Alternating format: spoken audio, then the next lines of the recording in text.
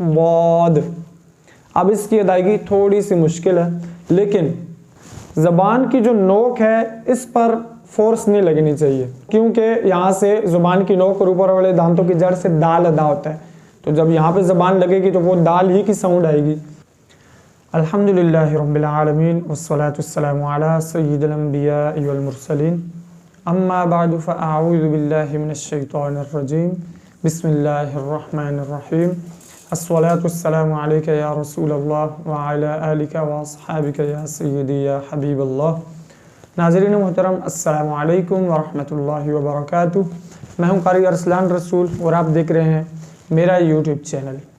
नाज़रीन मोहतरम, इससे पहली वीडियो में हमने हुरूफ़ तहज्जी का आगाज़ किया था, जो कि इल्म तजवीद का मौजू है।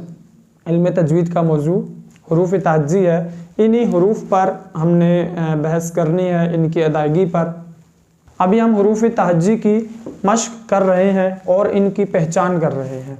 हुरूफ़ तहज्जी में हमने अलिफ से शीन तक, इससे पहली वाली वीडियो में इसकी हमने मश्क कर ली है। आज हमने हुरूफ़ तहज्जी में से हर्फ सौद, यहाँ से मश्क स्टार्ट करनी है। सौद, बौद, तौ और वाह, ये जो चार हरूफ हैं नाज़रीन मोहतरम, इनकी अदायगी का तरीका मैं आपको पहले बता देता हूँ। इनकी अदायगी में क्या होता है सिफ्त के लिहाज से, क्योंकि इनको पुर पढ़ा जाता है, ये हरूफ मुस्तालिया में आते हैं। और इसके अलावा इनके अंदर एक और सिफ्त पाई जाती है, इत्तबाक। ये जब आगे हम सिफ़ात वाला चैप्टर पढ़ेंगे उसमें इंशाल्लाह इस पर हम डिटेल से बात करेंगे। फ़िलहाल आप इसकी अदायगी का तरीका समाअत फरमा लें कि इसकी अदायगी में क्या होता है कि ज़ुबान की जड़ के करीब वाला अक्सर हिस्सा ऊपर तालू को ढांप लेता है, जिसकी वजह से ये चार जो हरूफ है ना, ये ज़्यादा पुर पड़े जाते हैं। इनमें आवाज़ आपकी बहुत ज़्यादा मोटी होती है, जैसे मुंह भर के आवाज़ आती है ना, ठीक है।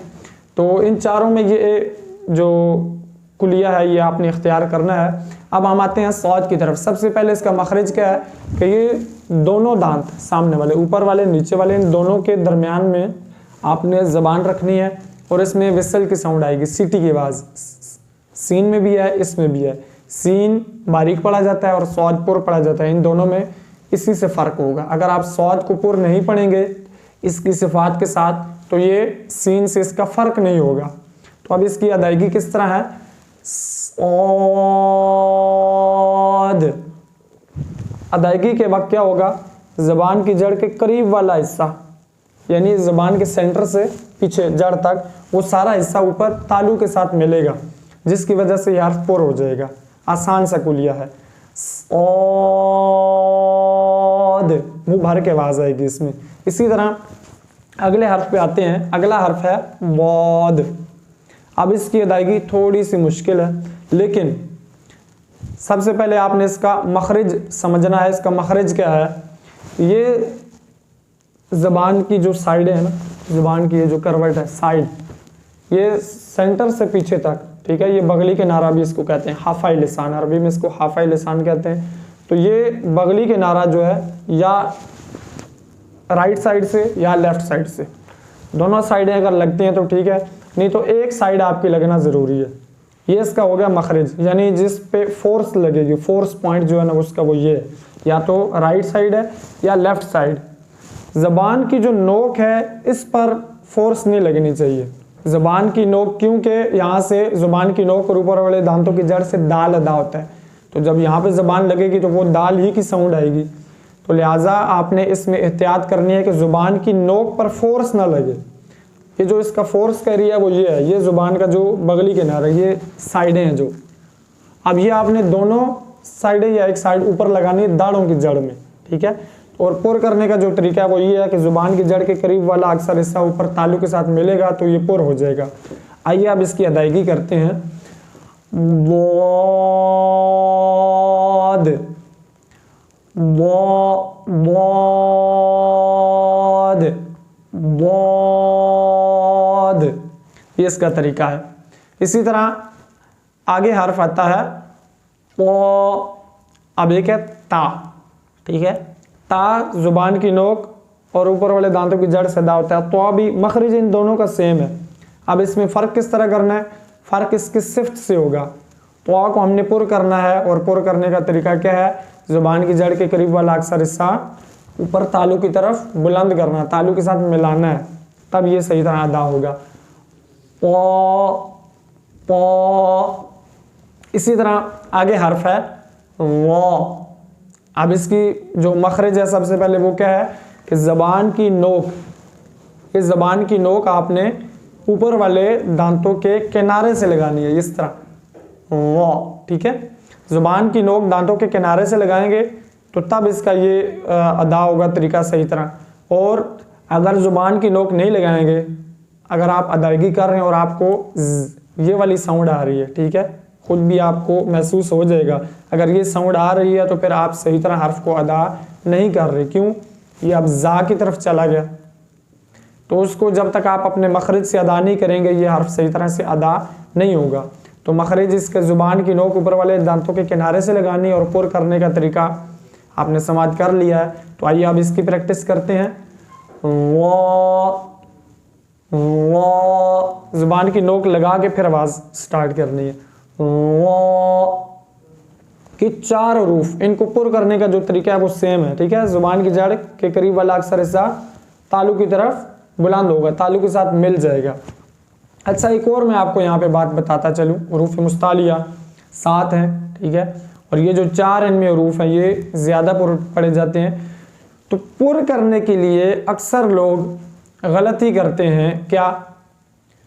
लिप्स को राउंड करते हैं, होंठों को गोल कर देते हैं, वाज वा वाज स्वाद।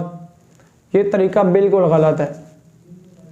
ये मैंने साबका वीडियो में भी आपको बताया है, इस बार फिर बता रहा हूँ। ये जिन जिन बातों का मैं आपको बता रहा हूँ, तो प्रैक्टिस करते वक्त जब आप इन हरूफ की मश्क करेंगे तो आपने इन बातों का ख्याल लाजमी रखना है, वरना जब आप प्रैक्टिस गलत तरीके से करेंगे तो वो आपकी आदत उसी तरह बन जाएगी। तो इन चीज़ों का आपने ख्याल लाजमी करना है कि होंठों को गोल नहीं करना। मैं एक दफ़ा फिर इसको अदा करता हूँ, आप इसको तवज्जो से सुने और उसी के मुताबिक आप मश्क करें। सौद, वौद, पौ, वो। अब आते हैं अगले हर्फ की तरफ। अगला हर्फ है आइन। ये हलक के दरमियान वाले हिस्से से अदा होता है। आ, इसमें आवाज़ आएगी, आ की आवाज़ ना आए। इसमें और हमज़ा में फ़र्क करना ये बहुत ज़रूरी है।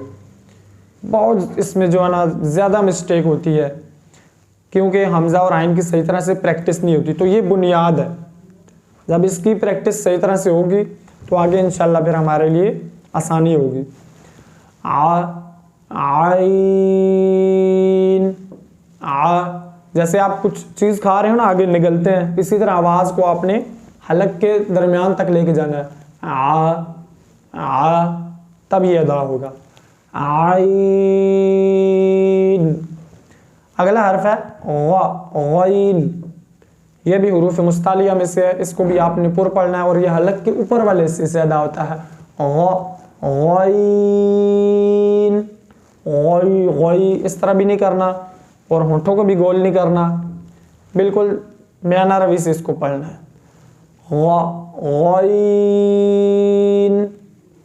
इसी तरह आगे आता है फा।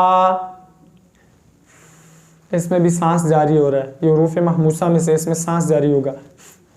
फा। आगे आता है कौफ, 2 नुक्तों वाला कौफ, कौ, इसको भी पुर पढ़ते हैं, ये हुरूफ मुस्तालिया में से है। कौफ, कौफ, होंठों को गोल नहीं करना, इसका ताल्लुक होंठों से नहीं है। होंठों से सिर्फ 4 हुरूफ अदा होते हैं, बा, फा, मीम, वाव। इसके अलावा किसी हर्फ में होंठों का कोई काम नहीं है। तो इसको किस तरह पढ़ना है? कौफ। इसके बाद आता है काफ। इसको बाज़ लोग क्याफ पढ़ देते हैं, अरबी में क्याफ नहीं, इसको सीधा पढ़ना है काफ। ये स्क्रीन पर आपको इसका जो तलफ़ुज़ है, बल्कि जितने भी हुरूफ हैं, इनका आपकी आसानी के लिए, समझने के लिए, इनकी शक्लों के साथ साथ इनका तलफ़ुज़ भी आपको बताया गया है ताकि आपको समझने में और पढ़ने में आसानी हो। तो ये सीधा है काफ, ये बारीक पढ़ा जाएगा। इसके बाद आता है लाम, मीम,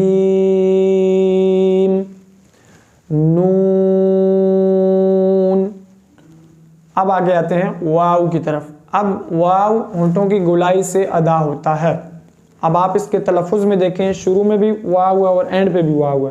तो आपने जब इसको स्टार्ट करना है, शुरू करना है तो होंठों की गोलाई से, और जब इसको एंड करना है तो होंठों की गोलाई पर। ठीक है, तवज्जो से आप इसको देखें ज़रा। वाव, आखिर में ऊ नहीं करना, वाव नहीं करना। ठीक है, जस्ट आपने होंठों को गोल करना है और आवाज़ खत्म कर देनी है। वाव। आगे आता है हा, ये हलक के नीचे वाले हिस्से से अदा होता है। हा हा, हा की प्रैक्टिस हम पहले कर चुके हैं। अब हा है, इसको हलक के नीचे वाले हिस्से से अदा करते हैं।